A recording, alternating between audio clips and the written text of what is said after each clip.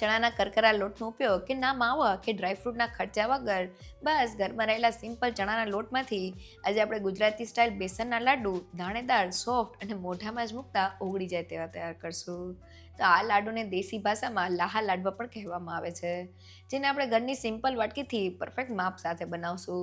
સાથે કંદોની એવી tip share કરીશ કે તમારા લાડુ એકદમ બજાર જેવા તૈયાર થશે. તો ફક્ત 500 ગ્રામ ચણાના લોટમાંથી 1 કિલો જેટલા તૈયાર થતા લાડુ સ્વાદમાં એટલા જબરજસ્ત લાગે છે કે પેંડાના સ્વાદને પણ ભૂલાવી દેશે. તો ચાલો રેસીપી શરૂ કરીએ. બજારમાં મળે તેવા બેસનના લાડુ ઘરે બનાવવા મેં વજનમાં 500 ગ્રામ અને કપથી માપીએ તો 4 કપની પર અડધો કપ એટલે 4.5 કપ જેટલો ચણાનો લોટ લીધેલો છે. તો મેં અહીંયા રેગ્યુલર ચણાના લોટનો જ ઉપયોગ કરેલો છે. લોટના આ માપથી 1 કિલો જેટલા લાડુ તૈયાર થશે. હવે મેં અહીંયા 1/4 કપ અને 4 મોટી ચમચી જેટલું તેલ લીધેલું છે. તેને લોટમાં એડ કરી દઈએ અને સારી રીતે મિક્સ કરી લઈએ. તો ઘીની જગ્યાએ જો તમે તેલનું મોણ એડ કરશો તો લાડુ માટેના મુઠિયા એકદમ ફરસા તૈયાર થશે. તો મોણ મિક્સ થઈ ગયું છે, જેનાથી લોટનું ટેક્સચર આ રીતના ક્રમ્બલી થઈ ગયું છે.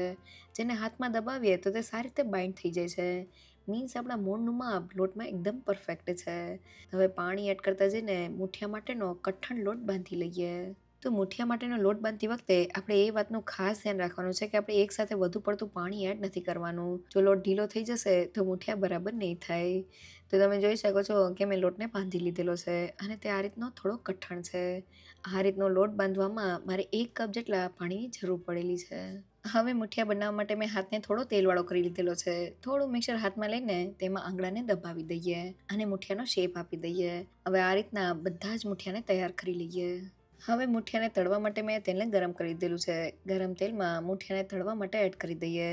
તો મેં કડાઈમાં સમાય તેટલા મુઠિયા એડ કરી દીધેલા છે. શરૂઆતમાં આપણે તેને પલટાની ઉતાણ નથી કરવાની. તો લગભગ 2 થી 3 મિનિટ જેવું થઈ ગયું છે. હવે મુઠિયાને હળવે હાથે પલટાવતા જઈને તળી લઈએ. તો મુઠિયાને આપણે ક્રિસ્પી તૈયાર કરવાના છે, એટલે તળતી વખતે આપણે ગેસની ફ્લેમ હાઈ નથી રાખવાની. ધીમા ગેસ પર જ આપણા મુઠિયા એકદમ સારી રીતે તળાશે અને અંદરથી જરા પણ કાચા નહીં રહે. તો આપણા મુઠિયા થોડા તળાઈ ગયા છે. તળાયેલા મુઠિયાને તમને ચારામાં લઈને બતાવું તો મુઠિયા ઉપર આ રીતની ક્રેક્સ આવે છે. મીન્સ આપણા મુઠિયા અંદર સુધી સારી રીતે તળાય છે. હજી આપણે મુઠિયાને ત્યાં સુધી તળવાના છે જ્યાં સુધી તે ગોલ્ડન બ્રાઉન ન થઈ જાય. તો મુઠિયાની એક બેચને તળાતા લગભગ 8 થી 9 મિનિટનો સમય થઈ ગયો છે અને તમને મુઠિયાને લઈને બતાવું તો તે ઉપરથી ગોલ્ડન બ્રાઉન અને ક્રિસ્પી તૈયાર થઈ ગયા છે. તો હવે તળાયેલા મુઠિયાને ઝારામાં લઈ લઈએ. તો મેં બધા જ મુઠિયાને તળી લીધેલા છે. હવે આપણે તેનો ભૂકો કરવાનો છે. તો મુઠિયાને નાના ટુકડામાં કરી લઈએ અને હવે તેને પીસવા માટે મિક્સર જારમાં એડ કરી દઈએ. તો મુઠિયાને ગ્રાઇન્ડ કરતી વખતે આપણે નાના મિક્સર જારનો જ ઉપયોગ કરવાનો છે, જેથી તેનો એકદમ સરસ પાવડર તૈયાર થાય. તો હવે મિક્સર જારનું ઢાંકણ બંધ કરી દઈએ અને મિક્સરને આ રીતના રિવર્સ બાજુ એટલે કે પલ્સ ઉપર ચાલુ બંધ કરતા જઈને તેને ગ્રાઇન્ડ કરી લઈએ. ઢાંકણ ખોલીને જોઈએ તો મુઠિયામાંથી આ રીતનો કરકરો લોટ તૈયાર થઈ ગયો છે. હવે આ રીતના બધા જ મુઠિયાને ગ્રાઇન્ડ કરી લઈએ. તો હવે લાડુ માટે આપણે મુઠિયાનો એક સરખો પાવડર જોઈએ છે. તો મેં આ રીતની ચાળણી લીધેલી છે, તેમાં ગ્રાઇન્ડ કરેલા મિક્સરને એડ કરી દઈએ અને તેને સારી રીતે ચાળી લઈએ. તો મેં બધા જ મિક્સરને ચાળી લીધેલું છે અને તમે જોઈ શકો છો કે લાડુ માટેનો આ રીતનો દાણેદાર લોટ તૈયાર થઈ ગયો છે. ટ્રેડિશનલી બેસનના લાડુ બનાવતી વખતે ચણાના કરકરા લોટનો ઉપયોગ કરવામાં આવે છે, પણ આજે આપણે ઘરમાં રહેલા સિમ્પલ ચણાના લોટ સાથે લાડુને તૈયાર કરેલા છે, જેમાં કરકરું ચૂરમું તૈયાર કરવા માટે આપણે લોટમાં મૂણ એડ કરવાનું છે. ઘીની જગ્યાએ જો તમે લોટમાં તેલનું મૂણ એડ કરશો તો મુઠિયા એકદમ ફરસા તૈયાર થશે. સાથે મુઠિયાને આપણે ક્રિસ્પી તૈયાર કરવાના છે, એટલે લોટને આપણે કઠણ બાંધવાનો છે અને ધીમા ગેસ પર જ્યારે આપણે મુઠિયાને તળશું ત્યારે તે અંદર સુધી એકદમ સારી રીતે તળાઈ જશે. અને જ્યારે આપણે મુઠિયાને ગ્રાઇન્ડ કરીએ ત્યારે તેને પલ્સ ઉપર ગ્રાઇન્ડ કરવાના છે, જેથી આપણું એકદમ કરકરું ચૂરમું લાડુ માટે તૈયાર થઈ જાય. હવે લાડુ માટે ખાંડનું માપ કરવા તૈયાર થયેલા મિક્સરને વાટકીમાં થોડું દબાવીને ભરી લઈએ. તો વાટકીના માપથી 4 વાટકી જેટલું લાડુનું મિક્સર તૈયાર થયું છે. તેની સાથે મેં તે જ વાટકીના માપથી 2 વાટકી અને વજનમાં 400 ગ્રામ જેટલી ખાંડ લીધેલી છે. તો જ્યારે એકદમ સહેલું માપ 4 વાટકી લોટ સાથે આપણે 2 વાટકી જેટલી ખાંડ લેવાની છે. ખાંડનું માપ આપણે લોટથી અડધું રાખવાનું છે.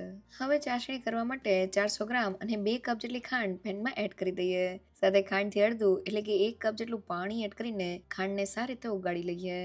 તો લગભગ 2 થી 3 મિનિટમાં જ આપણી ખાંડ સારી રીતે ઓગળી ગઈ છે. હવે ચાસણીને ધીમા ગેસ પર સતત હલાવતા જઈને આપણે ઘાટી કરી લેવાની છે. તો ચાસણીને ચેક કરવા માટે થોડી ચાસણીને લઈને પ્લેટ ઉપર રાખી દઈએ અને 2 મિનિટ માટે ઠંડી થવા દઈએ. 2 મિનિટ પછી પ્લેટને આડી કરીને જોઈએ તો ચાસણીનું ડ્રોપ નીચે પડી જાય છે. મીન્સ આપણી ચાસણી હજી પતલી છે. હવે આપણે તેને થોડી વાર માટે હલાવીને ઘાટી કરી લેવાની છે. તો થોડી જ વારમાં આપણી ચાસણી થોડી ઘટ લાગે છે. ચાસણીને ચેક કરવા માટે ચાસણીના થોડા ડ્રોપને પ્લેટ ઉપર રાખી દઈએ અને 2 મિનિટ માટે ઠંડા થવા દઈએ. પ્લેટને આડી કરીને જોઈએ તો ચાસણીનું ડ્રોપ ઘાટું થઈ ગયું છે અને તે નીચે નથી પડતું. આ સિવાય ચાસણીને ચેક કરવાની બીજી રીતમાં ચમચામાં ચાસણી લઈને આંગળી અને અંગૂઠાની મદદથી ચેક કરીએ તો આ રીતના એક ઘાટો તાર થાય છે જે જરા પણ નથી તૂટતો. મીન્સ આપણી ચાસણી લાડુ માટે તૈયાર થઈ ગઈ છે. હવે મેં અહીંયા અડધો કપ અને ફક્ત 100 ગ્રામ જેટલું ઘી લીધેલું છે. તેમાંથી 2 ચમચા જેટલું ઘી ગરમ ચાસણીમાં એડ કરી દઈએ. ત્યારે વધેલું થોડું ઘી આપણે લાડુ વાળતી વખતે એડ કરશું અને હવે તેને સારી રીતે મિક્સ કરી લઈએ. તો બેસનના લાડુ સોફ્ટ તૈયાર થાય એટલે આપણે તેમાં ઘી એડ કરવાનું છે. 500 ગ્રામ ચણાના લોટ સાથે અડધી વાટકી અને 100 ગ્રામ જેટલા ઘીનું માપ એકદમ પરફેક્ટ છે. અહીંયા આપણે ઘીને ચાસણીમાં એડ કરવાનું છે જેથી તે સારી રીતે ભળી જાય અને લાડુ એકદમ સોફ્ટ તૈયાર થાય. તો ઘી સારી રીતે મિક્સ થઈ ગયું છે. હવે ગેસની ફ્લેમ બંધ કરી દઈએ અને ગરમ ચાસણીમાં 1 ચમચી જેટલો એલચી પાવડર, અડધી ચમચી જેટલો જાયફળ પાવડર અને લાડુને બજાર જેવો દેખાવ દેવા માટે ફક્ત 1 પિંચ જેટલો કેસર યલો કલર એડ કરી દઈએ અને તેને સારી રીતે મિક્સ કરી લઈએ. તો કલર નાખવો ટોટલી ઓપ્શનલ છે. તો બધી જ વસ્તુ મિક્સ થઈ ગઈ છે.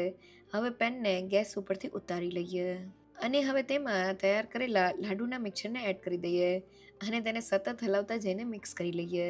તો લાડુ બનાવતી વખતે આ પ્રોસેસ સૌથી ઇમ્પોર્ટન્ટ છે. ચાસણીને ગેસ ઉપરથી ઉતાર્યા પછી આપણે ચૂરમાને ચાસણીમાં એડ કરીને મિક્સ કરતું જવાનું છે. થોડી જ વારમાં આપણું મિક્સર ઘટ થઈ જશે અને આપણે તેમાંથી લાડુને વાળી શકશું.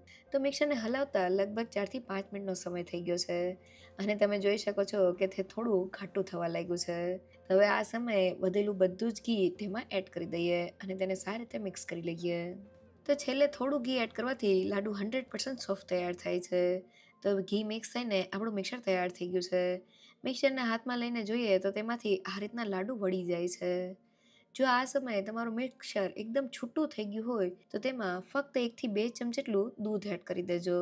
લાડુનું મિક્સર ભેગું થઈને લાડુ સોફ્ટ તૈયાર થશે. હવે મિક્સરમાંથી લાડુ તૈયાર કરવા માટે મેં હાથને થોડો ઘીવાળો કરી લીધેલો છે. થોડું મિક્સર હાથમાં લઈને તેને લાડુનો શેપ આપી દઈએ અને હવે તેને બદામની કતરનથી સજાવી લઈએ. આ રીતના બધા જ લાડુ તૈયાર કરી લઈએ. તો ડબ્બો ભરીને આપણા લાડુ તૈયાર થયા છે. 500 ગ્રામ લોટમાંથી 1 કિલો અને અંદાજિત 32 નંગ જેટલા લાડુ તૈયાર થયા છે. તૈયાર થયેલા લાડુને હાથેથી તોડીને જોઈએ તો લાડુ એકદમ સોફ્ટ અને મોઢામાં જ મૂકતા ઓગળી જાય તેવા તૈયાર થયા છે.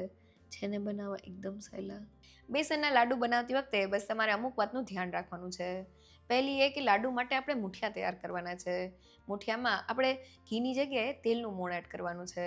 સાથે મુઠિયા માટે આપણે કઠણ લોટ બાંધવાનો છે અને તેને ધીમા ગેસ પર તળી લેવાના છે. અને મુઠિયાનો જ્યારે આપણે ચૂરો તૈયાર કરીએ ત્યારે તેને પલ્સ ઉપર ગ્રાઇન્ડ કરવાથી તે એકદમ કરકરો તૈયાર થશે.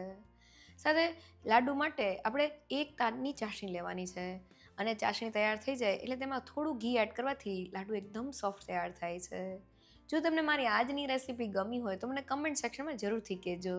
સાથે મારા વિડીયોને લાઇક અને ફ્રેન્ડ્સ અને ફેમિલીમાં શેર કરજો અને મારી ચેનલને સબસ્ક્રાઈબ કરવાનું ના ભૂલશો. તો ફરી મળીએ એક નવી રેસીપી સાથે.